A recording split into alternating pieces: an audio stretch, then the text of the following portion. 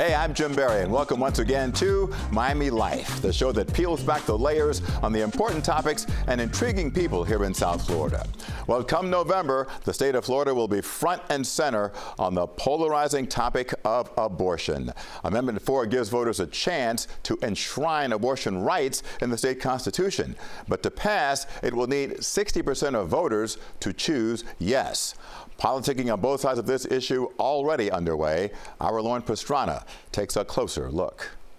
Abortion is one of the most polarizing issues in our country, and whether you believe in abortion rights or are against them, this November will provide you an opportunity to decide the issue here in Florida. But before you start thinking about the amendment, you should know where we'll be between now and then. In Florida right now, abortion is illegal after 15 weeks. As of May 1st, the 6-week ban goes into effect. Then in November, we vote on Amendment 4. Now, a lot of the attention focuses on the wording of the amendment and its meaning, but here's the measure as it will appear on your ballot. Amendment to limit government interference with abortion. No law shall prohibit, penalize, delay, or restrict abortion before viability or when necessary to protect the patient's health as determined by the patient's health care provider. This amendment does not change the legislature's constitutional authority to require notification to a parent or guardian before a minor has an abortion.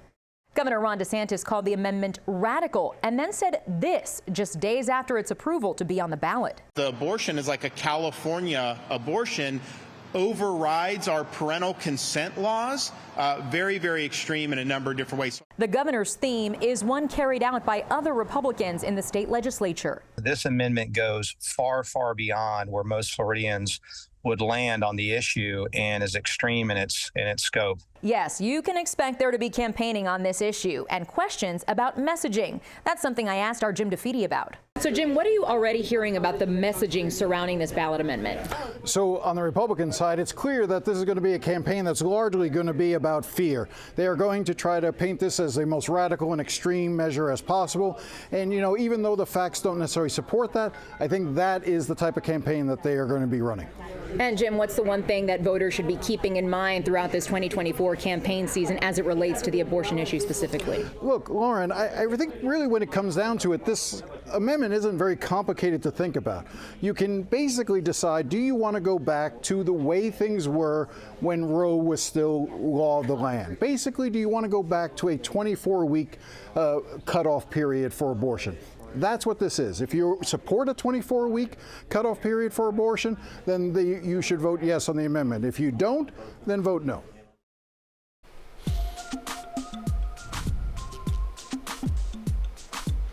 All right, and CBS News Miami anchor Pastrana joining us now for a deep dive on this very important topic. And so I think your story really explained the different moving targets very well. 15 weeks, 6 weeks, maybe 24 weeks should this pass.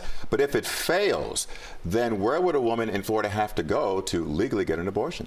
Potentially have to leave the state if that were to be what comes to fruition, if people vote no. And that's why it's so important for people to understand the ballot language and what voting yes means versus voting no. As you mentioned, that voting yes and how Jim DeFede explained it means that we'd essentially go back to that 24-week being the cutoff for abortions in the state of Florida. But what I really want to mention as well is that language that mentions specifically that even though Governor Ron DeSantis has called this extreme and radical, saying that this could potentially, remove the rights of parents for their children and them telling their children that they are not allowed to get an abortion before the age of 18, the language in the amendment is very specific that would not be the case at this time. Right. So let's do the political math here, Lauren, if we can, because as we both well know, registered Republicans outnumber registered Democrats by a lot in the state of Florida. And by my humble estimate, at least 15%, maybe 20% of Republicans and independents would need to vote yes for this to have a chance of passing. Is that plausible? Whether it's plausible or not, it really depends on what sort of campaigning, I guess, that the Democrats can do to sort of lure in those independent and even possibly some Republican voters. Because as we mentioned, this is a very personal issue, and it may come down to your convictions outside of your political party. Maybe your political choices don't align with how you feel on this particular issue, and that'll be what's important for Democrats to sort of capitalize on that. They do not have a majority by any means here in the state of Florida, but there is a large population of independent voters, 3 2.5 million no-party affiliation voters here in the state of Florida, so a big issue will be targeting them come November. This issue has passed in other states that are red, like Florida, but they haven't had the 60% threshold either, right? Yeah, and that's where it becomes tricky again, where Democrats are going to have to work across the aisle or to no-party affiliation voters to try to lure them in, because it's not just that simple majority. It's not just that 50 plus 1%. 60% is certainly not an easy feat. But the polling right now as it stands, again, it depends on which poll you look at. There are some polls now that say there is more than 50% support, so voting yes on this amendment for the abortion ballot in the state of Florida. One poll I read also said that number could be as high as 70% of people in support. So it really is indicative of that idea that people don't necessarily just follow their political party's opinion and platform when it comes to this issue, because it is so personal for so many people. But as we know with polling, not always accurate. No. And that's why these parties are going to be full force ahead into November. And that's why we'll see how this all unfolds, and to see also if, as Democrats hope, this has an influence in the presidential race and other races too. Absolutely. Yeah. All right, Lauren Pastrana, thank you so very much. All right, switching gears now. Our person of interest this week is a former Miami Dolphin who's got energy to burn. Channing Crowder is using his outsized personality to tackle some new frontiers, including stand-up comedy. Look here, don't make me look bad. No, man. No. Channing Crowder never sits still. He's like the character from that old comedy show In Living Color. When I was your age, I was a maintenance man, a carpenter, a cab driver, a cook, a hospital orderly, a security guard, a tour guide, a fish cleaner, and an Amway distributor all in the same day. Crowder talks sports on radio every day and on TV every week. Plus, he co-hosts a podcast, markets his own line of food seasoning, and is an occasional keynote speaker. I just saw, I saw the windows, and I just saw things open up, and I'm like, man, I got to maximize this. It's a lot, Jim. I ain't gonna lie to you, bro, but it hit recent. I turned 40, and I think turning 40.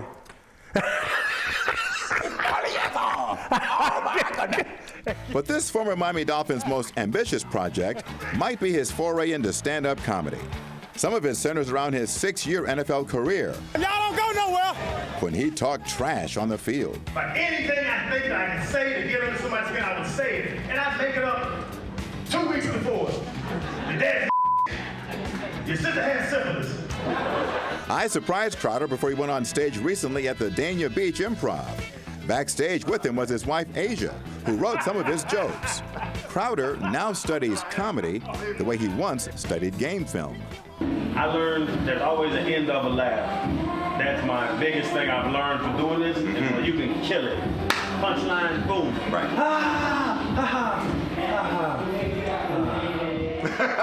And then they look at you again. What else you got? What else you got? Even while playing football as a rabble-rousing college All-American in Florida and outspoken Miami Dolphin, Crowder always had a quick wit. Finally, one of his celebrity friends goaded him into going on stage. Man, I'm telling you, you're funny. Go make something of it. We won't show much of Crowder's comedy act. It's for mature audiences, too risque for regular TV. But his naturally jovial mood hides an insatiable drive to do it all. 77% of ex-NFL players go broke. Yep. 80-something% get divorced if they're married while they're playing. You hear all those stats. I'm like, I'm not going to be a stat. Crowder saw the writing on the wall as his NFL career was winding down, so he jumped at the chance to do radio, even for what at first was a meager salary. He encouraged other athletes to do the same, but he says they scoffed at working for chump change. They would see the salary of $34,000 a year, and they're like, man, I ain't going to work every day for, well, what's that? That's $2,000 a month. I'm like, bro, it's not about that. It's about just the passion of doing something else. Now, Crowder says some fellow former athletes see his breakneck pace and view the former rabble-rouser turned family man with misunderstood sympathy. People don't want to ask, are you broke? They don't want to ask, are you broke? But they just see all the stuff I'm doing and they think I messed my money up. And I'm like, no, bro, I'm a multimillionaire. But why would you think I'm going to slow down now? In his case, that means using his gift of gab to tell funny stories from the old days. like one from his childhood, where he thought he was about to get the best of a childhood friend in a fight, since the other kid had a deformed hand. Started fighting, he swung, I grabbed his left hand, I thought I was good, and he took that little paw and, and beat the hell out of me. At his home, Crowder's football memories are tucked away. Where's the Brady ball? I knew what you was gonna ask. I knew what you was gonna ask. How many career interceptions does Channing Crowder have? Right here. This is it. That's one. The only one, but it was a big one. Channing Crowder says he now sleeps just 4 hours a night. His brain, he says, is in overdrive, looking for the next mountain to climb. His sleeve of tattoos tell the stories of the family members and the life that he loves. God's gift.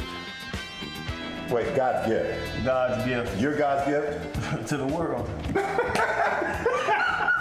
What a modest man. Channing Crowder, the open book. And an interesting book at that. Channing Crowder, one of a kind, and yeah, his book is still being written. All right, when we come back, plans to revitalize Opa-locka have been talked about for years, but slow to develop. But now, is progress finally being made to transform the Baghdad of South Florida? We'll look at it. And later, a dog with a very special gift, hey there, to bring joy wherever she sniffs around. Miami Life is coming right back. All right, imagine having the gift of making everyone smile. Well, that's how it is for Mesa. She's a therapy dog for Memorial Health System, and her soothing spirit has been a gift to patients and a lifeline for her owner. Miami Life photojournalist Adam Spunt got to see Mesa work her magic up close. High five. There we go. High five. Leslie's a registered nurse and Mesa's a therapy dog. Together, they share a professional bond. They find themselves at the halfway mark of their marathon-like 60-hour work week. It's not your typical type of therapy, but patients can't get enough of it. Mesa pays a visit to a patient named Stephanie, who experienced a stroke while working in Jamaica. Stroke victims with weak arms brush her. She also motivates those to walk again and re-walk their own dogs. Come, you want to do one more my lap? Yes. My lap. My lap. Mesa. Come, up. Come. Go. Mesa, I'm taking her home. No, you're not. No, you're not. It's so good. You have a dog. It's okay, we don't like each other. It's not a traditional type of therapy, but one the patients love. She lifts my spirits. Because it's hard not being able to do much. It would be very different without her.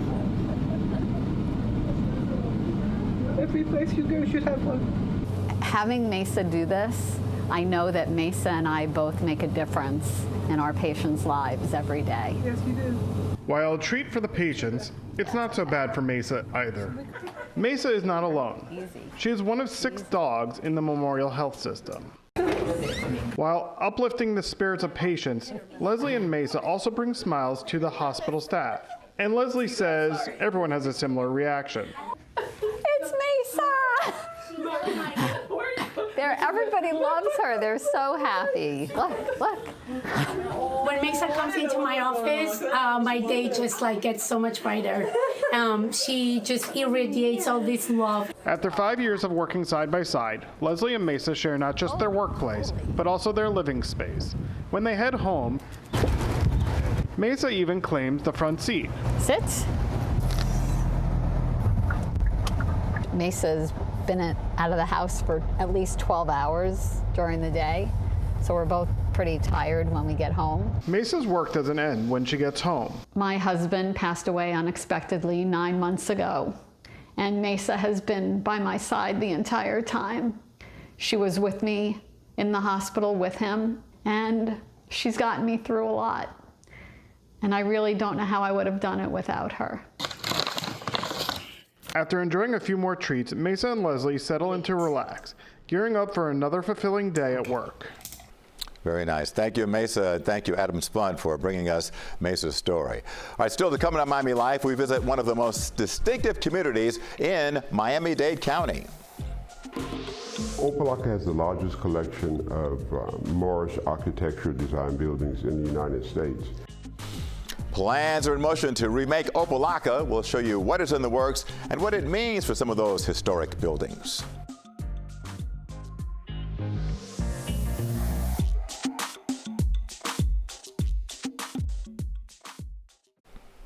Welcome back. Well, for years, it seems the city of Opa-locka has been waiting to be rediscovered. It's got plenty of unique architecture and untapped potential. But perhaps finally in Opa-locka, the future is now. Opa-locka is one of Miami's most distinctive communities. Nowhere else will you find streets and buildings inspired by Arabian Nights. It's little wonder the city earned the nickname the Baghdad of South Florida. Opa-locka has the largest collection of Moorish architectural design buildings in the United States. The city was founded in 1926, and its distinctive architecture promised a city on the cutting edge. It, like the cities of Miami Springs, Coral Gables, and Miami Beach, were 4 cities that were designed on architectural themes that were designed in such a way that it would attract individuals to move to South Florida during the Flagler real estate boom. But that promise has never been realized because of decades of mismanagement and neglect. But change may be just around the corner. The first step is the renovation of the city's famed City Hall into a community center, which was finally approved last year. Big things happening in the city of Opa-locka. Its very distinctive City Hall is about to undergo a major renovation. The next is City Terrace. Dr. Willie Logan and the 10 North Group recently unveiled plans for the residential and commercial real estate project. He recently talked to Miami Life about the development, which is happening directly across the street from the historic Opa-locka train station.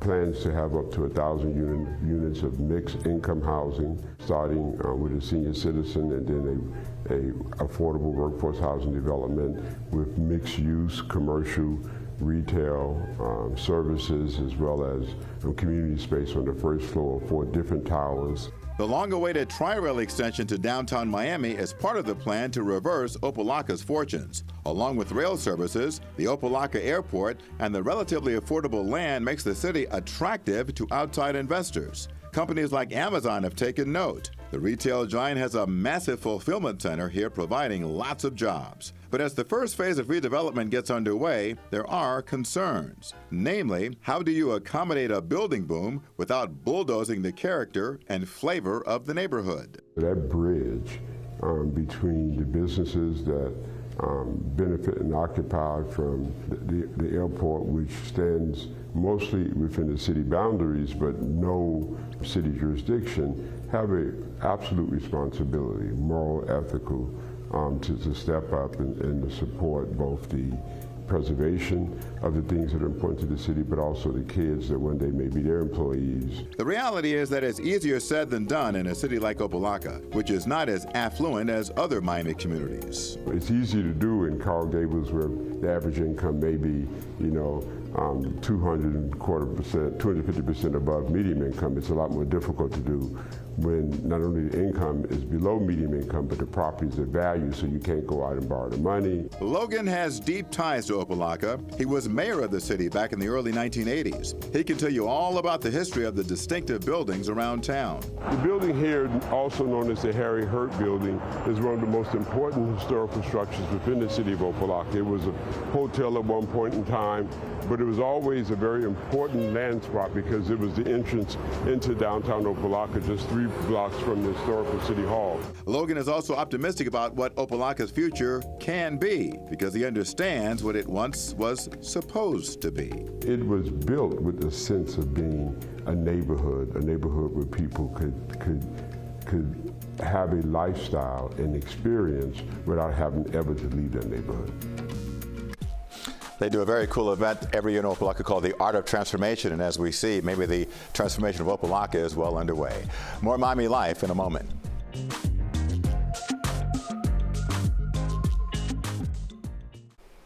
All right, recently in Miami Life, we looked at the war of the road between cyclists and motorists in South Florida. And judging by some of the reaction, boy, we touched a nerve. Jason says, quote, "It's crazy the cyclists don't even use the bike lanes when available." Another viewer wrote to say he thinks bicycles should be on sidewalks only. if you can find a sidewalk in certain areas. And Donnie Brookins offered up this suggestion: if bikes are going to share roads, they should have to be tagged and licensed. Well, keep the feedback coming. You can send it to cbsmiami@cbs.com or drop your comments when you watch our show on YouTube. Thanks for joining us this week for Miami Live. New episodes drop Thursdays at 6:30 on our streaming platforms and air at 10 p.m. on TV 33. I'm Jim Barry. Peace.